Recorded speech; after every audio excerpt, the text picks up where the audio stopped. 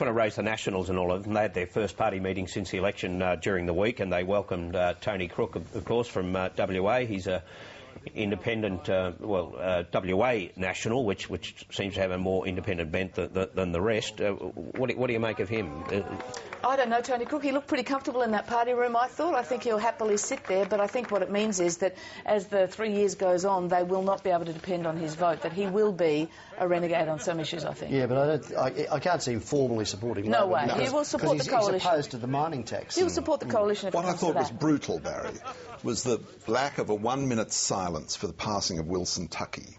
You would imagine that due in the National Party room? it would have been given for the coalition's loss of this That's only because the count wasn't finalised. But what must irritate them, though, is to see the impact that the independents are having when, of course, they have to remain coalitionists, so that discipline applies. Craig Emerson put it slightly differently to that. Here he is. The independents will assert their independence because they are independent. The National Party will not be out-independented by the independents. How much will people agree? That's what I said. He's right. I mean, and it goes to your point about the Wagga Wagga-based hospital with Nicola Roxon. Yep. I mean, that electorate's represented by Albie Schultz. Now, he's not a Nat, but he's a Liberal, but a right-wing Liberal, and he's very feisty and very independent.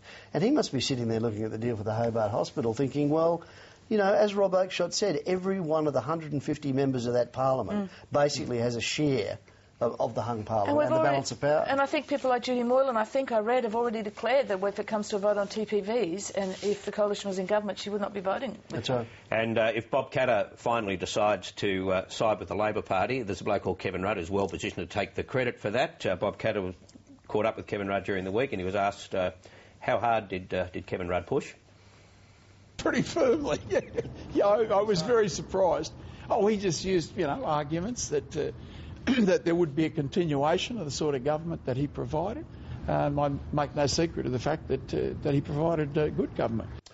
That was the sting in the tail.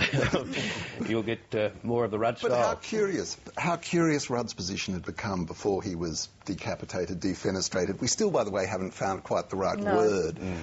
Except butchered is not it. Is that Katter was in the room with him when Julia Gillard was knocking on the door, bringing with a knife behind her back. And the night before, I understand, Oakeshott was having a long chat with him. Here was a man who wasn't talking to his own party, wasn't talking to his own ministers. But what's fascinating, you're right about this. I mean, and I've been told that he actually, Rudd, rang Oakeshott the day before he was dispatched and was discussing what Oakeshott would do in the event of a hung parliament. Now, if Kevin Rudd believed that there was going to be a hung parliament if he led the Labor Party, well, Julia Gillard's done no better. There wouldn't have been any prospect of a hung parliament.